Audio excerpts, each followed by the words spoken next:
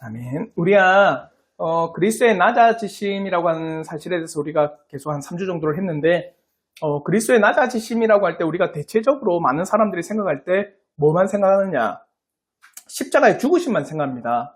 그러나 우리가 고백했던 이 웨스민스터 신앙 고백서에서 그리스도의 낮아지심의 상태는 어디서부터 어디까지?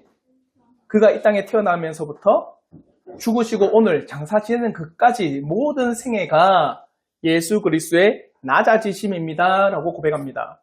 그러면서 그가 태어날 때 얼마만큼 처절하게 낮아지셨는가, 그걸 우리는 지난주에 배울 때 얼마만큼 낮아지셨어요? 태어날 때도 마국간 구유에서 태어나셨어요.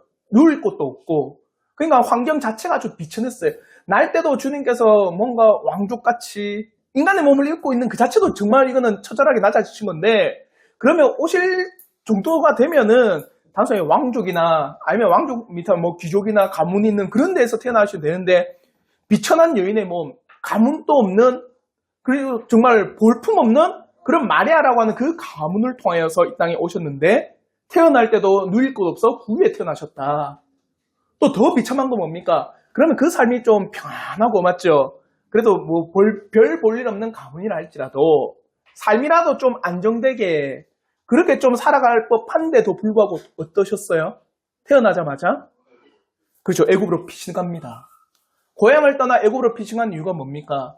예수를 죽이려고 하는 그 헤롯을 피해서 헤롯이 죽을 때까지 애굽에서 사세요.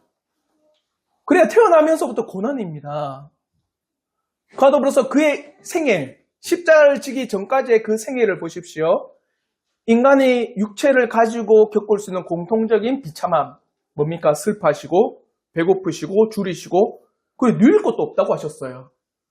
여러분은 집도 있고, 배도 많이, 오늘 점심도 많이 드셨고, 배도 부르고, 맞죠? 입을 것도 있고, 먹을 것도 있지만, 주님은 누릴 것도 없었고, 먹을 것도 없었고, 거처할 것도 없었고, 슬프시기도 하고, 고통을 당하시기도 하고.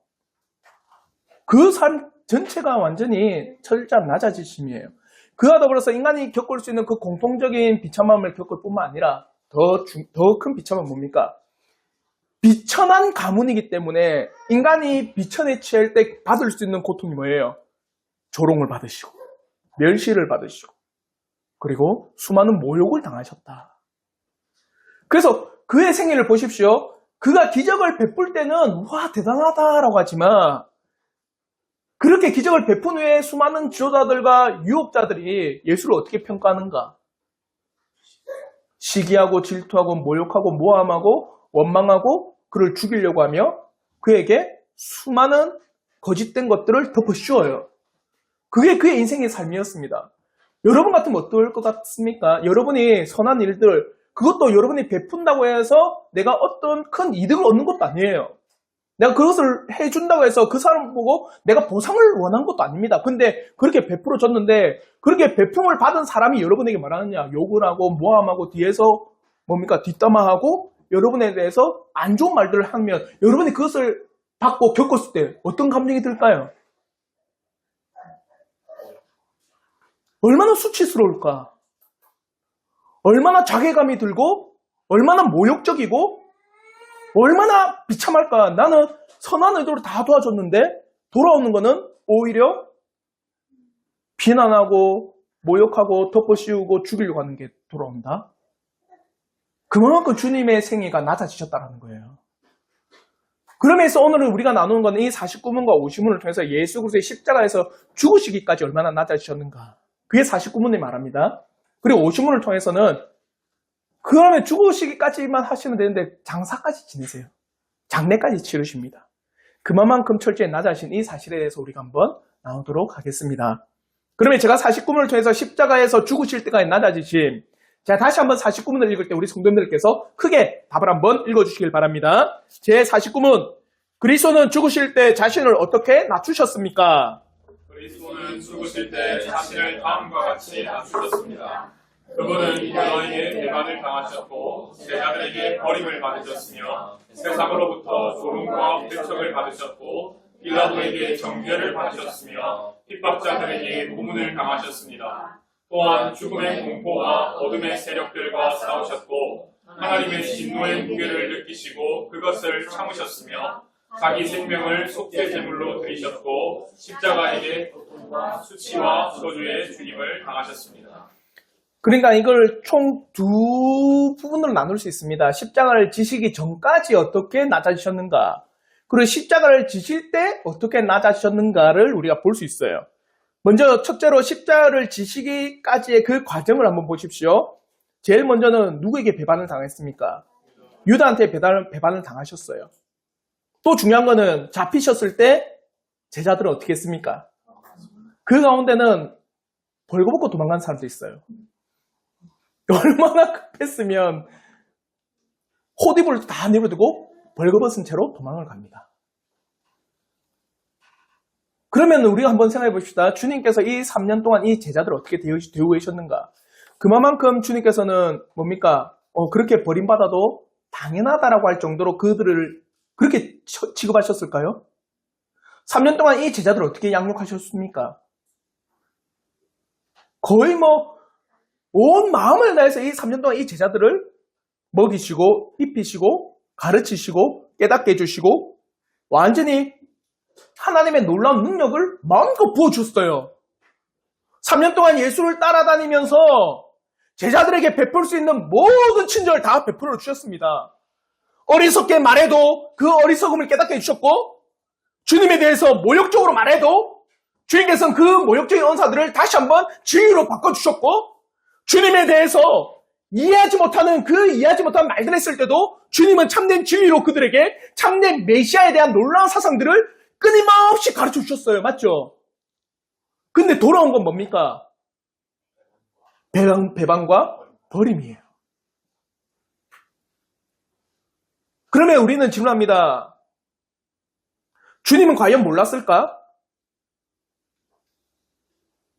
과연 주님은 제자들이 나를 배신하고 나를 버릴 것이라고 주님은 꿈에도 생각을 못했을까요? 다 아셨어요. 가룟 유다가 은 30에 자기를 팔 것까지도 아셨습니다. 마태복음 26장 14절부터 16절의 말씀 한번 보십시오. 우리 한번 마태복음 26장 14절부터 16절의 말씀 다 함께 읽겠습니다. 시작. 그때 12 중에 하나인 바로 유다라 하는 자가 대제사장들에게 가서 말하되 내가 예수를 너희에게 넘겨주리니 얼마나 주려느냐 하니 그들이 은 30을 받아주거늘 그가 그때부터 예수를 넘겨줄 기회를 찾더라. 가룟 유다가 대제사장에게 찾아갔습니다. 예수 몰래 찾아가서 뭐라느냐, 내가 예수를 당신들에게 넘겨주겠다. 돈 달라. 얼마 줄래? 얼마 준답니까? 은 30에 너희가 예수를 팔아줘. 내 은 30 줄게. 그때부터 이제 가룟 유다가 예수를 팔려고 생각을 합니다. 그래서 이제 최후의 만찬 아시죠? 마지막 식사 시간에 주님이 말씀하세요. 뭐라 말씀하시느냐? 마태복음 26장 24절부터 25절 말씀인데 우리 한번 26장 24절부터 25절 말씀 다 같이 한번 읽겠습니다. 시작. 인자는 자기에 대하여 기록된 대로 가거니와 인자를 파는 그 사람에게는 화가 있으리로다. 그 사람은 차라리 태어나지 아니하였더라면 제게 좋을 뻔하였느니라. 예수를 파는 유다가 대답하여 이르되 라피여 나는 아니지요. 대답하시되 내가 말하였도다 하시니라. 자기를 팔 자를 아셨습니까? 몰랐습니까? 아시고는 그 유다에게 경고하세요. 인자를 파는 자에게는 화가 있다. 차라리 나지 않았으면 좋을 뻔했다. 그렇게 경고했음에도 불구하고 가룟 유다는 예수를 팔아넘깁니다. 그러면 어쩌할 수 없이 나는 팔았습니다. 맞습니까?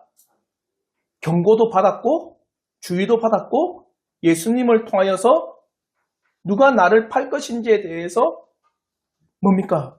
확실히 아는 상황에서 그렇게까지 이야기하시는 그 상황을 접하면 그가 어찌할 수 없이 예수를 판 게 아니라 고의적이고 자의적이며 그가 뭡니까? 자기의 뜻 가운데서 예수를 팔았다는 게 증명이 되는 거예요. 주님은 아셨어요. 아시고는 그 가룟 유다가 나를 팔 것까지도 아시면서도 그를 내버려 두셨어요. 제자들은요, 도망갈 거 몰랐을까요? 마태복음 26장 31절을 보십시오. 우리 한번 마태복음 26장 31절 말씀 다 함께 읽겠습니다. 시작. 그때 예수께서 제자들에게 이르시되 오늘 밤에 너희가 다 나를 버리리라. 기록된 바 내가 목자를 치리니 양의 떼가 흩어지리라 하였느니라. 분명히 그들에게 다 대답했습니다. 오늘 밤 너희들이 다 나를 버리겠다. 그럼에도 불구하고 주님은 그 길을 가셨어요. 3년 동안 가르치고 진리를 보였고 수많은 기적과 이적과 표적을 보이시며 예수께서 참된 메시아라고 하는 사실을 끊임없이 가르치시고 알려주신 3년 동안 동고동락했던 이 제자들 또한 예수를 버립니다. 그만큼 낮아지신 거예요. 자, 그로 말미암아 또 어떤 일이 발생했느냐? 예수의 이 제자들만 버렸냐? 그것도 아닙니다. 세상으로부터 조롱과 배척을 다 받으셨다고 합니다. 여러분이 기억해야 될 거, 예루살렘에 입성할 때, 예수께서 입성할 때 어떤 일이 발생했습니까? 예루살렘이 소동하여 수많은 무리들이 뭐라 했습니까? 주님한테 호산나 호산나 다윗의 자손이여, 메시아로서의 놀라운 환영과 수많은 인파들이 예수에 대해서 뭡니까? 호산나 다윗의 자손이라는 것은 당신이 우리의 메시아입니다. 당신이 우리의 왕입니다라고 외치면서 그 잎사귀를 흔들면서 주님을 환영했어요. 맞죠? 근데 십자가를 지실 때는 모든 사람이 일제히 소리 높여 이르되 십자가에 못 박아 죽이십시오. 제자들도 배신하고 그렇게 환영했던 모든 사람들도 주님을 어떻게 하랍니까? 죽이라고 합니다. 마태복음 21장 9절을 한번 보십시오. 예루살렘 입성할 때 이 외침들. 우리 한번 마태복음 21장 9절 말씀 다 같이 한번 읽겠습니다. 시작. 앞에서 가고 뒤에서 따르는 무리가 소리 높여 이르되 호산나 다윗의 자손이여 찬송하리로다. 주의 이름으로 오시는 이여 가장 높은 곳에서 호산나 하더라. 이렇게 외치는 무리의 소리, 그것이 십자가 앞에서는 조롱의 소리가 됩니다. 이렇게 환영하는 그 외침이요, 그 십자가 앞에는 죽이라고 하는 고함 소리가 됩니다. 그러면 마태복음 27장 29절부터 31절을 보십시오. 우리 한번 마태복음 27장 29절부터 31절 말씀 다 같이 한번 읽겠습니다. 시작.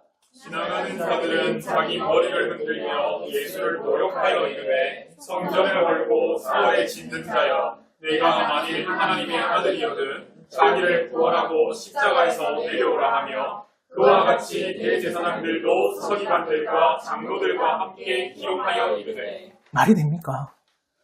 이 사람은 예수를 몰랐던 게 아닙니다.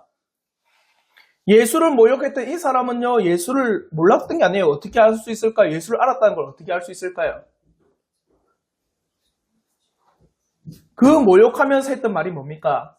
성전을 헐고 사흘에 짓는 자여라고 이야기합니다. 이거 언제 말씀하셨어요? 예루살렘 성전을 보시면서 이것이 아름답지 않습니까? 이게 허물어지고 3일 만에 세운다. 그 진리를 말씀하셨거든요. 그걸 들었던 자예요. 맞죠? 그 자가 지금 주님 앞에 뭐라고 하는 겁니까? 모욕하고 욕하고 비난하고 있는 거예요. 자요. 십자가를 잡히시기 전에는 누가 배신했습니까? 유다와 수많은 제자들이 12제자 다 버리고 도망가 버립니다. 잡히셨어요. 그렇게 환영했던 군중들, 그렇게 예수 그리스도의 입성에 대해서 놀랍게 여겼고 환영했고 기뻐하며 반겼던 그 수많은 군중들이 그 십자가 앞에서 어떻게 된 거예요? 조롱하고 멸시하고 희롱하고 예수를 십자가에 못 박으라고 외치는 거예요.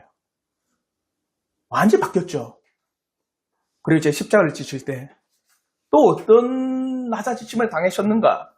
빌라도에게 정죄를 받으시고 핍박자들에게 고문을 당하셨습니다. 그러면 빌라도는 또 예수 그리스도가 무지한 걸 알았을까요? 몰랐을까요? 알았습니다. 자기의 아내가 와가 이 사람은 선한 사람이 그 사람에게 상관하지 마십시오. 그랬거든요. 그래서 자기는 예수를 놓아주려고 했는데 어떤 일이 발생한 겁니까? 그렇죠. 수많은 군중들이 외치는 거예요. 수많은 군중들이 이들은 놓아줘서 안 된다. 이를 십자가에 못 박아야 된다. 빌라도가 보니까 뭐가 일어날 것 같아요? 폭동이 일어날 것 같습니다. 그리고 또 외칩니다. 뭐라고 외치느냐? 당신의 예수를 놓아주면 당신은 황제의 친구가 아닙니다. 그걸 성경에서 말하느냐? 충신, 가이사의 충신이 아닙니다. 이렇게 말하거든요. 충신이 영어로 번역한 거 보면 프렌드, 친구라 되어 있습니다. 황제의 친구가 뭘까요? 어떤 권력을 가지고 있길래? 황제의 친구라면 그 당시에 로마 사회를 조사할 때 황제의 친구라고 하는 그 칭호가 엄청난 겁니다. 황제를 아련하려고 하면 무기를 가지고 갈 수 있을까요? 못 가게 했죠. 그리고 검문을 받겠고 수많은 조사를 받겠죠. 근데 친구는 무사 통과합니다. 프리패스예요. 엄청난 권력과 엄청난 위치에 정점에 있는 게 친구라고 하는 이 칭호예요. 근데 이제 황제의 친구가 아니다. 그러니까 이 빌라도는 예수께서는 죄가 없는데도 불구하고 이 정치적, 사회적인 문제 때문에 예수를 어떻게 합니까? 십자가에 못 박게 내어줍니다. 그러면 하이델베르그 요리문답은요, 이 사실에 대해서 이렇게 고백합니다.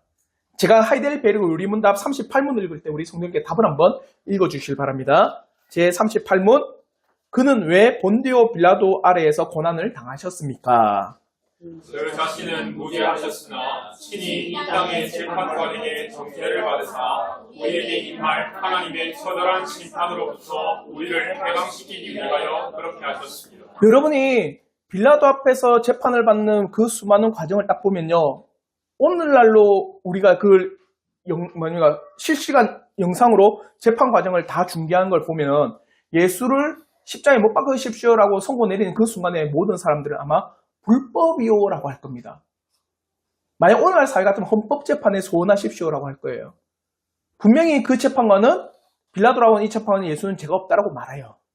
근데도 불구하고 자신의 정치적, 사회적 지위 때문에 예수를 십자가에 못 박아라 내어줍니다. 다른 말로 해서 이 세상의 법정에서 예수님께서 십자가형을 선고받는 것은 자신의 죄가 아니라는 거예요. 맞죠? 자신은 무죄하지만 십자가형을 선고받는 겁니다. 그러면 그 십자가의 선고는 누구 때문입니까? 하이델베르 요리문답은 분명히 말합니다. 그는 무죄하였습니다. 그는 죄가 없었습니다. 그는 죄가 없는데도 불구하고 빌라도를 통하여서 사회적으로 정치적인 그 위치에서 예수 그리스도를 십자가형에 선고를 내립니다. 과연 그가 지시는 그 십자가의 그 선고는 누구 것입니까? 우리의 것입니다. 그걸 하이델베르 요리문답은 분명히 말합니다. 우리에게 임할 하나님의 처절한 심판으로부터 우리를 해방시키기 위해서 그가 무죄하였지만 빌라도의 앞에 선고를 받고 십자가를 지셨습니다. 그래서 마태복음 27장 24절을 보십시오. 얼마나 이 빌라도라는 사람이 사회적이고 정치적인 인물인가. 우리 한번 마태복음 27장 24절 말씀 다 같이 한번 읽겠습니다. 시작. 빌라도가 아무 성과도 없이 도리어 밀란이 나려는 것을 보고 물을 가져다가 우리 앞에서 손을 씻으며 이르되 이 사람의 피에 대하여 나는 무죄하니 너희가 당하라. 이 사람의 피에 대해 나는 아무런 상관없다. 너희가 다 당해라. 이것 또한 우리가 십계명의 말씀에서 위배된 게 있습니다. 어떤 계명을 어겼어요? 그렇죠. 살인하지 말라. 자기는 살인하지 않았지만은 살인을 방조했죠. 넘겨줬잖아요. 이런 수치와 모욕을 당하셨어요. 이러한 빌라도를 통해서 드러난 불법적인 판결과 더불어 예수 그리스도는 이제 핍박자들의 손에 넘겨지게 됩니다. 그래서 그가 모진 고문과 채찍질을 당하게 된 것입니다. 그래서 마태복음 27장 26절에 우리 한번 마태복음 27장 26절 말씀 다 같이 한번 읽겠습니다. 시작. 이에 바라바는 그들에게 놓아주고 예수는 채찍질하고 십자가에 못 박히게 넘겨주니라. 이 말씀에서도 주님께서 왜 십자가를 지시는지를 분명히 드러냅니다. 바라바는 살인자요, 사형수입니다. 근데 누구 대신에 풀려났습니까? 예수 때문에 풀려난 거예요. 그러니까 예수님은 죄인을 위해서 십자가를 지셨다는 사실을 또한 가르쳐 주는 겁니다. 또 예수는 채찍질하였다. 여러분 혹시 패션 오브 크라이스트라고 하는 영화에 보면 로마의 채찍을 잘 그려놨어요. 그 채찍 보셨어요? 오늘 집에서 인터넷 검색해본 로마 시대 채찍은요, 맨 끝에다 그리고 줄 중간마다 납을 달아놓습니다. 그래서 그 채찍을 한번 휘두를 때마다 그게 세 줄이거든요. 왜? 40 하나 가만매를 하잖아요. 40대 이상은 못 때립니다. 그럼 최대 몇 대까지 때릴 수 있어요? 39대. 그러면 39대의 채찍을 때리기 위해서 최소한 몇 줄 하는 게 제일 좋습니까? 그죠? 2줄 하면 안 되죠. 그럼 38대가 되니까 몇 줄? 3줄. 제일 휘두르기도 쉽고 40 하나 가만매를 때리기 제일 쉬운 게 3줄이에요. 그 3줄의 사이사이에 납을 다 끼워놔가지고 때릴 때마다 어떻게 되는 겁니까? 살에 납이 끼어버려서 땡기면은 살이 찢겨지고 때리고 땡기면은 살이 뜯어나가는 겁니다. 그걸 39대를 때리는 거예요. 그러니까 로마 시대의 채찍은 오늘날 우리가 말하는 서부 영화에서 보는 이런 채찍이 아닙니다. 그냥 그 핍박자들에게 넘겨짐을 당하시고 그 수많은 채찍질을 당하실 정도로 우리 주님은 낮아지신 거예요.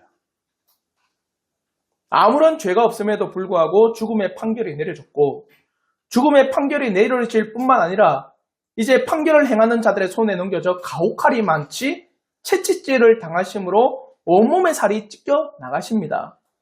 그토록 처절하게 낮아지신 것이고 단순히 사형 선고만 내린 것이 아니고 모진 채찍질 앞에 그의 육신은 갈기갈기 찢기신 겁니다. 보십시오. 오늘날 여러분 7번방의 영화를 보더라도 여러분 7번방의 영화, 7번방의 선물 보셨어요? 영화? 그 류승룡? 약간 좀 맞죠? 장애인을 가진 그래서 이제 사형 선고를 받고 7번방에 딱 들어왔을 때 그 방장이 막 폭행하잖아요. 맞죠? 폭행하고 나서 자기의 제목을 읽고 판결 보고 사형하니까 어떻게 했어요? 안 보셨어요?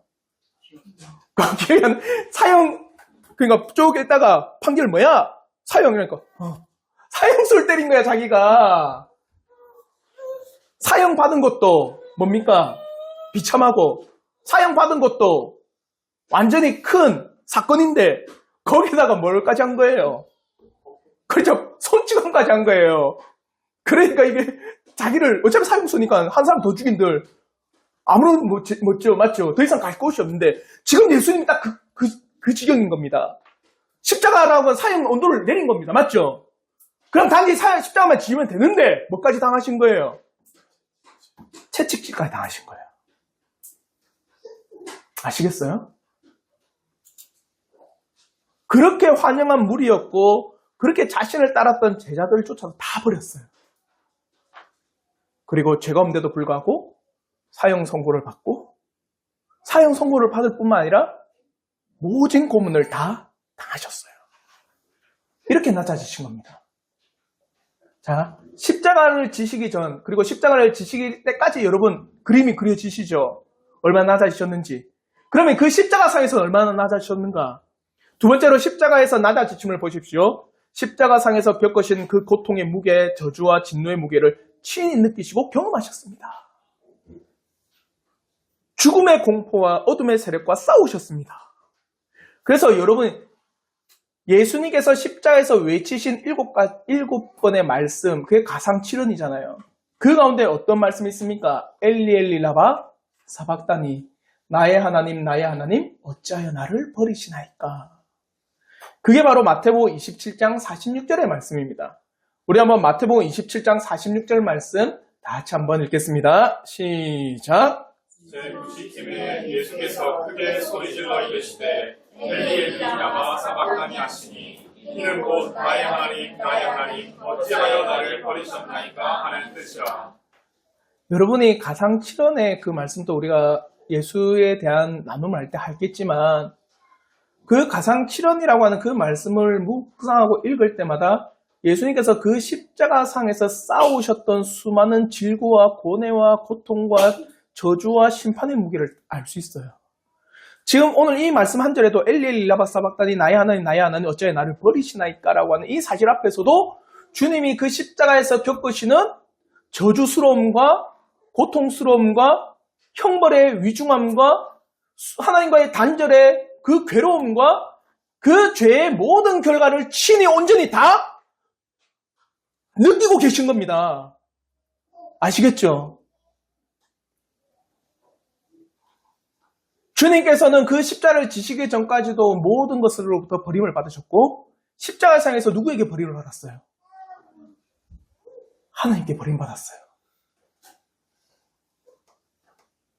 완전한 낮아지심입니다.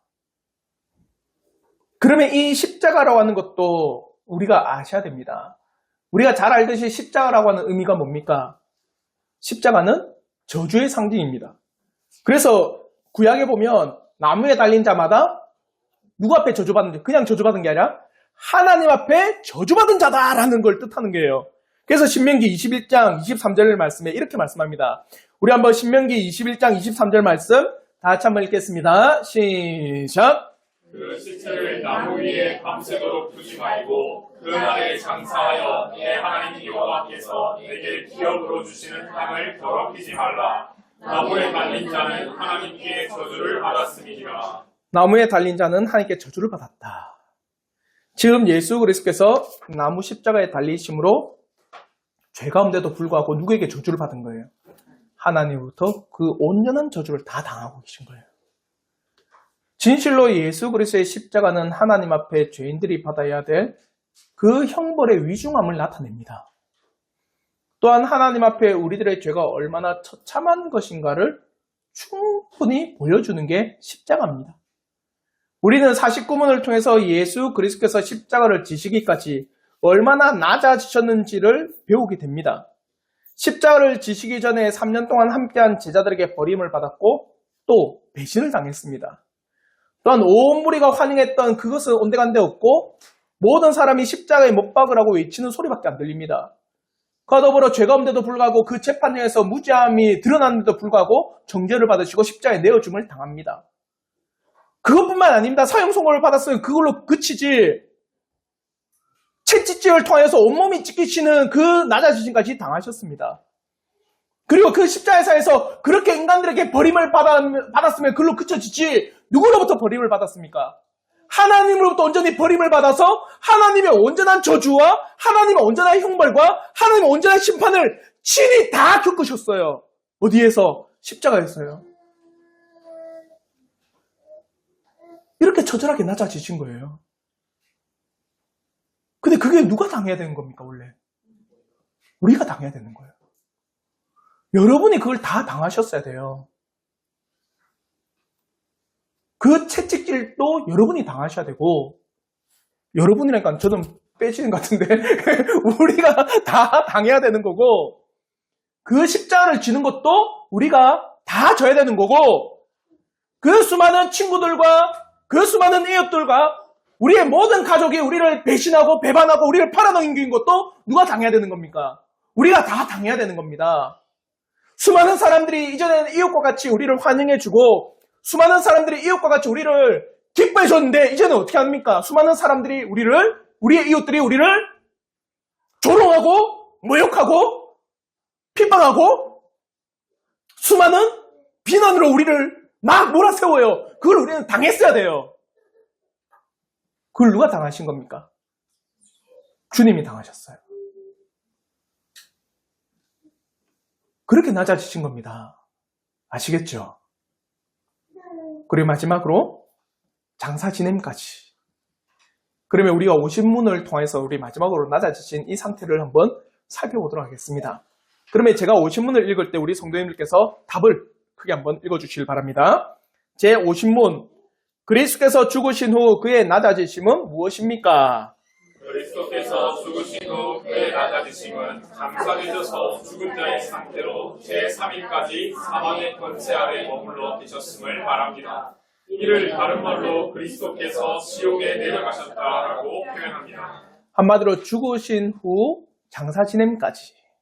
그래서 하이델베르 요리문답에서는 왜 장사를 지내야 됩니까? 그냥 십자가에 죽으시고 그가 죽었다라고 말만 하지 왜 장사 3일 동안 그 죽음에 머물러야 됩니까? 라고 할 때 이렇게 표현합니다. 많은 사람들이 주님의 죽음을 가짜로 여기기 때문에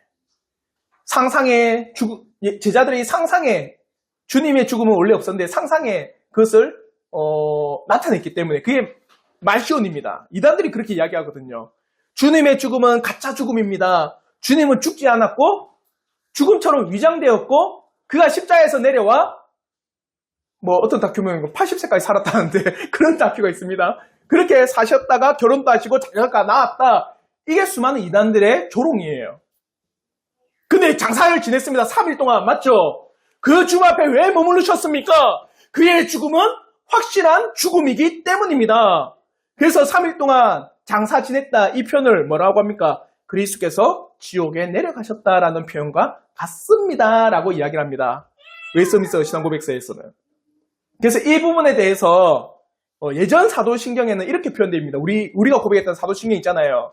예전의 버전에는 장사 지낸 바 되시고 지옥에 내려가사 이런 표현이 있는데 오늘 우리가 고백하는 사도신경에는 지옥에 내려갔다는 표현이 있습니까? 없습니까? 없죠. 그래서 이 웨스트민스터 신앙고백서를 통하여서도 그 장사 진행과 지옥에 내려가셨다는 말이 동일한 말이기 때문에 뺀 거예요.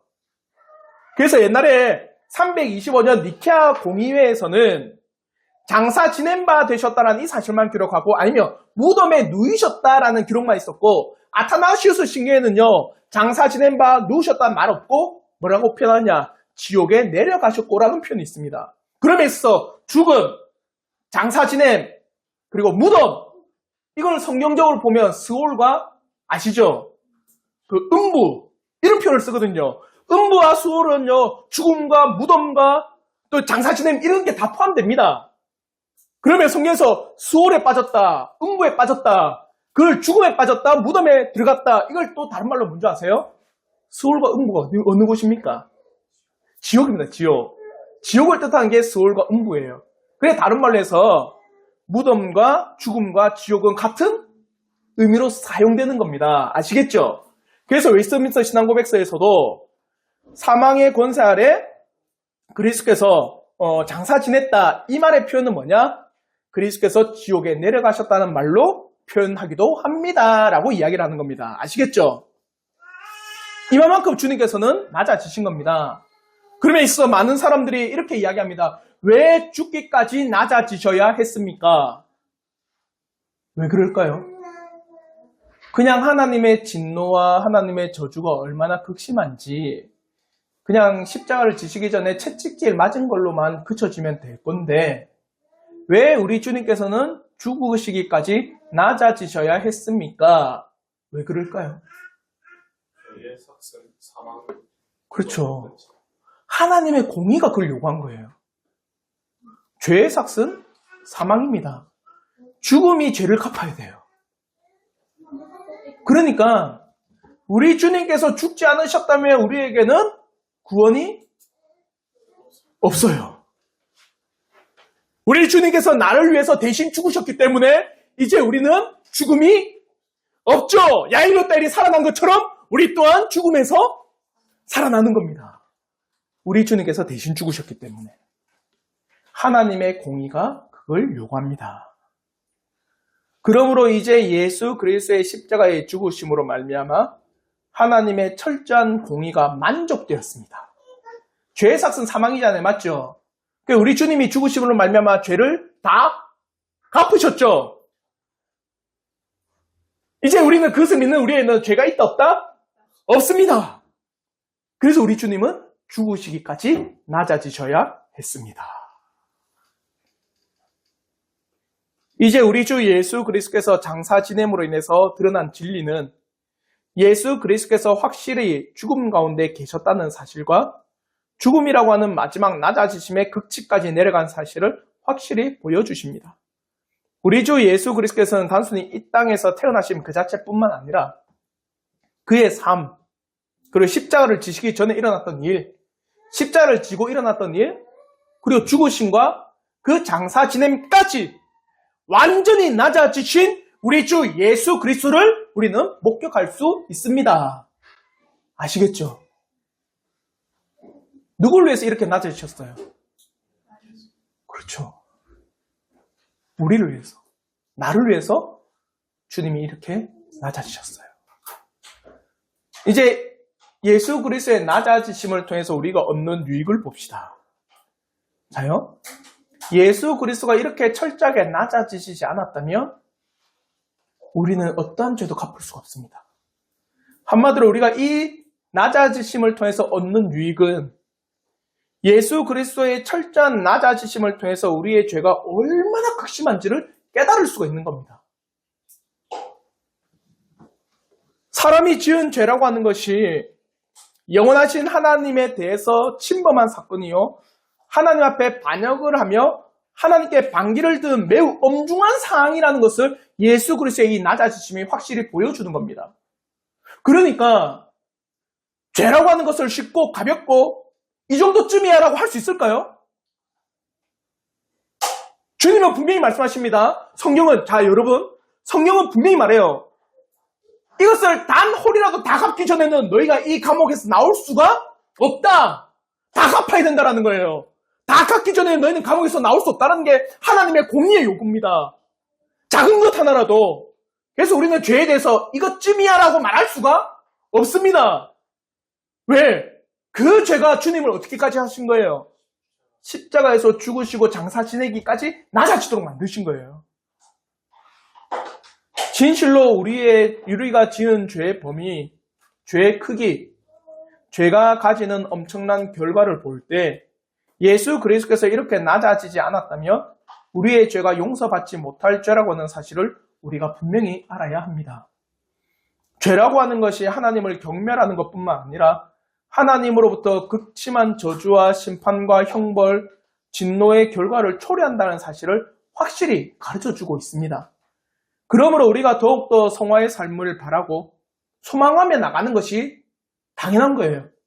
예수 그리스도의 이 낮아지심을 통해서 우리는 그 죄의 엄중함을 보고 그 죄에 대해서 경각심을 가지는 겁니다. 아시겠죠? 그리고 더불어서 두 번째로 하나님의 사랑과 자비와 지혜와 능력이 얼마나 무한한지를 우리는 낮아지심을 통해서 볼 수 있습니다. 누굴 위해서 주님이 이렇게 낮아지셨어요? 죄인된 우리 때문입니다. 누굴 위해서 이렇게 예수 그리스도에 통해서 하나님의 사랑을 보이셨습니까? 우리 때문입니다. 예수 그리스도의 낮아지심은 사랑의 극치입니다. 예수 그리스도의 낮아지심은 하나님의 자비의 극치예요. 예수 그리스도의 낮아지심은 그러지 않고는 하나님의 공의가 만족되지 않는다는 것은 하나님의 지혜의 극치입니다. 예수 그리스도의 낮아지심은 하나님의 능력의 완전함입니다.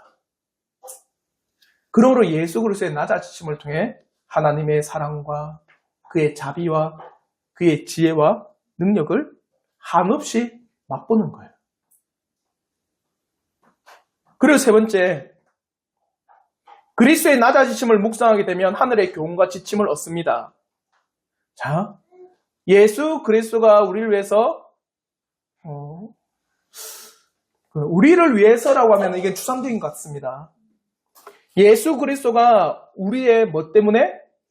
죄 때문에, 우리의 죄를 위해서 그렇게 낮아지셨다고 한다면 어떤 교훈과 지침이 있습니까? 우리는 그 죄를 멀리하고 그 죄를 미워하고 경각심을 가지고 그 죄를 피하려고 발버둥을 치셔야 돼요. 그래서 죄라고 하는 것을 우리의 삶에서 떠나 거룩한 하나님의 백성으로 살아가는 길로 늘 우리가 나아가야 될 것을 이 낮아지심을 통해서 배워나가는 겁니다. 그리고 그 가운데 더욱더 우리의 힘으로는 죄를 꺾을 수도 이길 수도 없음을 깨닫고 누구를 의지하라? 예수를 의지하라 라고 우리에게 말씀하고 있습니다. 우리 주 예수 그리스도의 철저히 낮아지심을 의지함으로 오늘 하루뿐만 아니라 우리의 매 순간순간의 삶이 죄와 싸우는 삶이 되기를 전 진심으로 바랍니다. 그러므로 거룩한 믿음의 길로 나가시는 우리 성도들이 되기를 진심으로 바라요. 우리 마지막으로 로마서 6장 4절 말씀, 우리 마지막으로 이 말씀을 읽고 우리 강론을 마치도록 하겠습니다. 로마서 6장 4절 말씀 다 같이 읽겠습니다. 시작! 그러므로 우리가 그의 죽으심과 합하여 세례를 받음으로 그와 함께 장사되었나니 이는 아버지의 영광으로 말미암아 그리스도를 죽은 자 가운데서 살리심과 같이 우리로 또한 새 생명 가운데서 행하게 하려 합니다. 자, 여기서 그리스도께서 장사 지낸 것처럼 우리도 죽었다 했죠, 맞죠? 그리고 그리스도의 죽은 자 가운데서 우리는 살리셨다 했습니다. 그 이유는 무엇입니까? 왜 주님께서 우리를 위해서 죽으시고 장사 지내시고 죽은 우리를 그로 말미암아 새 생명 얻게 하신 이유가 뭡니까? 분명히 뒤에 말합니다. 우리로 또한 새 생명 가운데 행하며 살아가라고. 여러분, 우리가 드라마나 영화를 보면 이런 거 많이 보죠. 제2의 생명을 얻었을 때 이전의 삶과 완전히 바뀌는 삶의 모습들.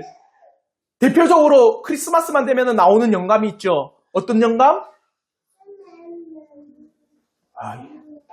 산타 영감, 산타는 영감이 아니죠. 스크루지 영감. 몰라요, 스크루지 영감? 이런 동화책도 안 읽고 TV도 안 보고 너무나도 거룩하게 살아가는 우리 성도들. 스크루지 영감이 나오잖아요, 크리스마스만 되면. 산타 영감이 나와요? 스크루지 영감이 뭡니까? 구두쇠로 막 살아가다가 꿈에서 맞죠? 그가 죽을 때 사람들이 욕하고 비난, 잘 죽었다 이러는 거 보고는 새 생명, 맞죠? 새로운 삶을 얻게 되니까 어떻게 바뀌었어요? 베풀고 착하게. 이게 제2의 인생을 살아가는 사람들의 모습 아닐까요? 나는 죽었다 살아났습니다. 똑같이 살아갈래요? 한 사람, 단 한 사람도 없습니다. 여러분은 다 죽었다가 살아났죠? 그게 예수님께서 십자가에서 죽으시고 장사 지내고 우리를 살리신 이유입니다. 우리가 새 생명을 얻었습니다. 그럼 우리는 어떻게 살아간다? 새 생명을 얻은 자처럼 새로운 하나님의 법 안에서 살아가야 됩니다. 예수 그리스도의 낮아지심이 우리에게 주는 교훈이 그와 같은 거예요. 사랑하는 성도 여러분, 간곡히 권면드립니다. 죄를 미워하시고 거룩한 성화의 삶 가운데서 새 생명을 얻은 생명처럼 살아가십시오. 정말 새 생명을 얻은 백성처럼 여러분의 삶을 진리와 말씀으로 가꾸시기를 저는 진심으로 바랍니다. 이게 낮아지심을 통해서 얻는 하늘의 유익이에요. 이제는 우리는 예전의 삶의 법칙이 아닙니다. 말씀의 법칙과 예수 그리스도의 진리의 법칙 가운데 살아가는 것이 우리의 삶임을 꼭 기억하시고 또 이 한 주간 죄와 피 흘리까지 싸워나가시는 우리 온 성도들 되길 주님의 이름으로 축원합니다. 아멘. 우리 시간 함께